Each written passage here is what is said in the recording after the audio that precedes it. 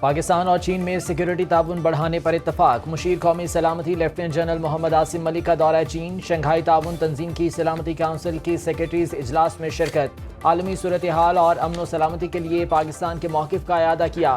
مشیر قومی سلامتی لیفٹیننٹ جنرل محمد عاصم ملک کی چینی قیادت سے بھی ملاقاتیں۔ پاکستان کی جانب سے پرامن ہمسائیگی کا پیغام پہنچایا۔ چینی قیادت سے ملاقاتوں میں دونوں اطراف سے سیکیورٹی تعاون بڑھانے کا عزم دہرایا۔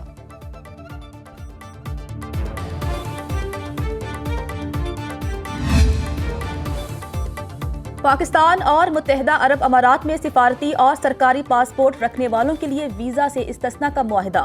اے آئی اور ڈیجیٹل معیشت میں تعاون کی مفاہمتی یادداشتوں پر دستخط۔ پاکستان اور متحدہ عرب امارات کے مشترکہ وزارتی کمیشن کا ابوظہبی میں 12واں اجلاس ہوا۔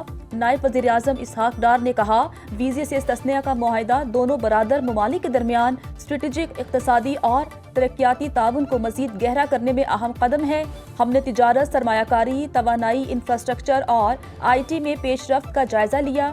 نائب وزیر اعظم اسحاق ڈار دورہ متحدہ عرب امارات مکمل کر کے وطن واپس پہنچ گئے۔ کانگریس کی منظوری کے بغیر ایران پر فوجی حملہ۔ امریکی صدر ڈونلڈ ٹرمپ کے خلاف مواخذے کی قرارداد کثرت رائے سے مسترد۔ قرارداد کے حق میں 79 اور مخالفت میں 344 ارکان نے ووٹ دیا۔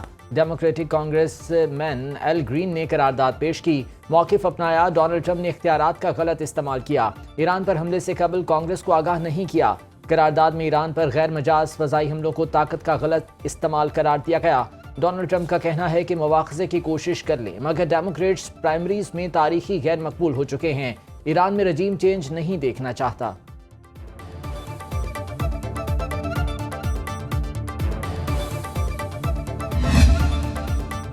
ایران کی جوہری تنصیبات مکمل طور پر تباہ نہیں ہوئی۔ امریکی میڈیا کا انٹیلیجنس رپورٹس کے حوالے سے دعویٰ۔ میڈیا کے مطابق ایران کے پاس سینٹری فیوجز بڑی حد تک مؤثر ہیں۔ ایران کی 3 جوہری تنصیبات پر حملوں سے اسے صرف چند ماہ کے لیے پیچھے دھکیل دیا گیا۔ امریکی صدر کی امریکی میڈیا کی رپورٹس کی سختی سے تردید۔ ٹرمپ نے CNN اور نیو یارک ٹائمز کی خبروں کو جعلی قرار دے دیا۔ امریکی صدر نے کہا، ایران میں نیوکلیئر سائٹس مکمل طور پر تباہ ہو چکی ہیں۔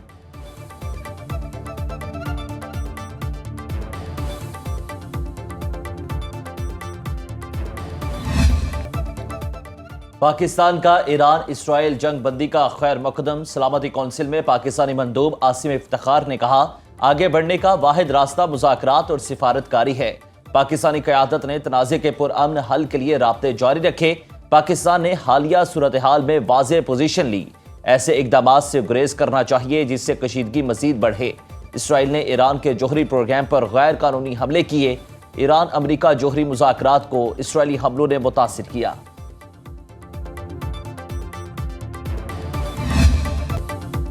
ایران کے جوہری پروگرام پر سلامتی کونسل کا اجلاس۔ ایرانی مندوب نے اسرائیلی وفد کی شرکت پر اعتراض اٹھا دیا۔ خطاب میں کہا، ایران کے جوہری پروگرام پر حملہ اقوام متحدہ کی قراردادوں کی خلاف ورزی ہے۔ منظور شدہ نیوکلیئر پروگرام پر حملہ عالمی قوانین کے خلاف ہے۔ سلامتی کونسل کی طرف سے ایران پر جاری حد کی مذمت نہ کرنے پر مایوسی ہوئی۔ امریکی مندوب ڈوروتھی شیہ نے کہا، صدر ڈونلڈ ٹرمپ نے واضح طور پر دہرایا، اب ایران کے لیے امن کا وقت ہے۔ تمام مسائل کو سفارتی سطح پر حل کرنا ہوگا۔ ڈونلڈ ٹرمپ نے اسرائیل اور ایران میں سیز فائر کرایا۔ قیام امن کے لیے اس موقع سے فائدہ اٹھانا چاہیے۔ پرامن ایٹمی پروگرام جاری رہے گا، ایران کا اعلان۔ ایرانی ایٹمی توانائی تنظیم کے سربراہ محمد اسلامی کا کہنا ہے، امریکی اور اسرائیلی حملوں سے نمٹنے کے لیے پیشگی انتظامات کر لیے تھے۔ یورینیم کی افزودگی دوبارہ شروع کرنے کی تیاریاں مکمل ہیں۔ حملوں سے متاثرہ جوہری تنصیبات کی دوبارہ تعمیر شروع کر دی۔ ایران کی سرکاری خبر رساں ایجنسی تسنیم نے ایٹمی ایجنسی کے ترجمان کے حوالے سے کہا، ایران کے پاس ایسی صلاحیت موجود ہے جن کے ذریعے ایٹمی شعبے میں کام بغیر رکے جاری رکھا جا سکتا ہے۔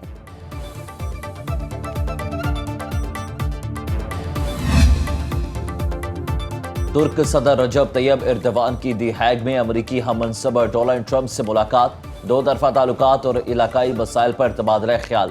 ترک صدر کا امریکی کوششوں سے ایران اسرائیل جنگ بندی کا خیر مقدم۔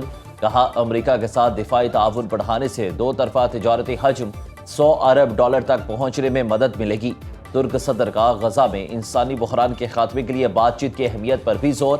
برطانوی وزیراعظم کیئر سٹارمر، فرانسیسی صدر ایمانوئل میکرون اور جرمن چانسلر فریڈرک مرز کی بھی ملاقات، مشرق وسطی کی صورتحال پر تبادلہ خیال کیا، سفارتکاری سے مسائل کے حل کا مطالبہ۔ ایران نے اسرائیل کے لیے جاسوسی کرنے والے مزید 3 افراد کو پھانسی دے دی۔ عدالت کے مطابق تینوں مجرم ایران کی حساس معلومات اسرائیل کو دینے کے مرتکب پائے گئے۔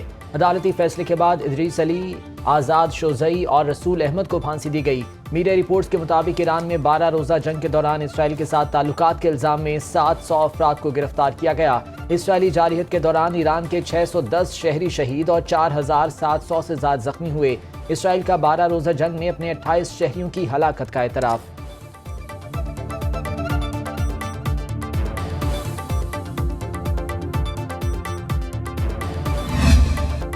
امریکی نائب صدر جے ڈی وینس نے صدر ٹرمپ کی تعریفوں کے پل باندھ دیے۔ اوہایو میں ریپبلکن پارٹی کے عشائیے کے دوران کہا، ٹرمپ نے اپنے ضمیر کی پیروی کی۔ انہوں نے ایرانی رہنماؤں کے ساتھ 60 دن کے مذاکرات کے بعد بمبار طیاروں کو ایران کے جوہری پروگرام کو تباہ کرنے کا حکم دیا۔ ہم نے 0 امریکی ہلاکتوں کے ساتھ ایرانی جوہری پروگرام کو تباہ کیا۔ ایسا مضبوط امریکی قیادت کی وجہ سے ہی ممکن ہوا۔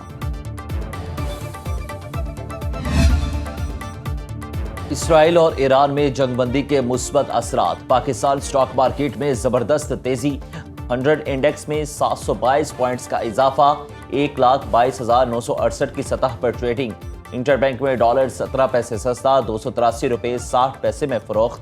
عالمی منڈی میں خام تیل کی قیمت دوبارہ بڑھنے لگی، برینٹ کروڈ آئل 81 سینٹ مہنگا، فی بیرل $67.95 میں فروخت۔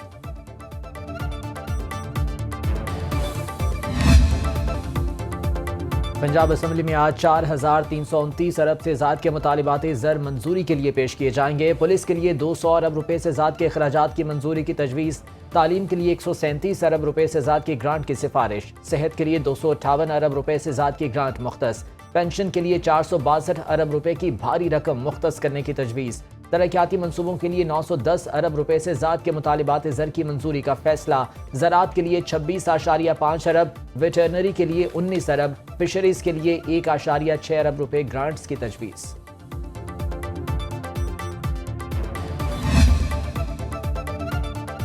وزیر اعلیٰ پنجاب مریم نواز سے اسپیکر پنجاب اسمبلی کی ملاقات، مریم نواز کی بجٹ اجلاس کے کامیاب انعقاد پر ملک محمد احمد خان کو مبارکباد۔ اسپیکر پنجاب اسمبلی کا عوامی اور فلاحی بجٹ پیش کرنے پر مریم نواز سے اظہار تشکر۔ وزیر اعلیٰ پنجاب نے کہا، تعلیم، صحت اور ڈیولپمنٹ کے لیے سب سے زیادہ فنڈز مختص کرنے کا ریکارڈ قائم کیا۔ گڈ گورننس کے اہداف کو ہر صورت پورا کیا جائے گا۔ صوبے بھر میں یکساں ترقیاتی کام کر رہے ہیں۔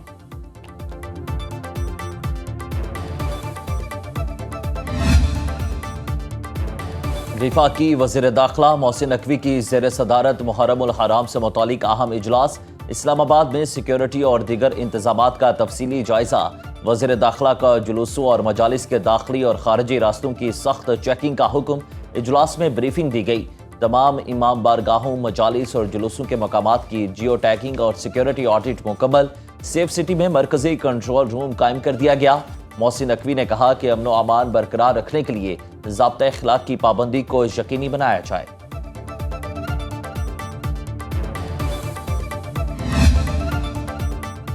وزیر اعلیٰ خیبر پختونخوا علی امین گنڈاپور کی اچانک سپریم کورٹ آمد، جسٹس منصور علی شاہ کی سربراہی میں 2 رکنی بینچ کے سامنے پیش۔ علی امین گنڈاپور نے بجٹ اجلاس کی وجہ سے بانی پی ٹی آئی سے ملاقات کی درخواست کی۔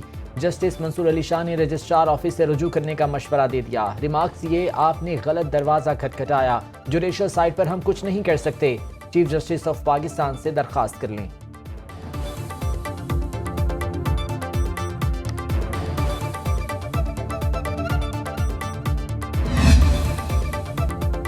ملک میں آج سے 1 جولائی تک بارشوں کا نیا اسپیل، اسلام آباد اور راولپنڈی میں بادل برس پڑے، جڑواں شہروں میں اربن فلڈنگ کی وارننگ جاری، گوجر خان اور ہزروں میں بارش شروع ہوتے ہی بجلی کی سپلائی معطل، لاہور میں مطلع برآلود، بارش کا امکان، کشمیر، خیبر پختونخوا اور خطہ پوٹھوہار میں کالی گھٹاؤں کا راج، کراچی میں موسم گرم اور مرطوب، سمندری ہوائیں بند۔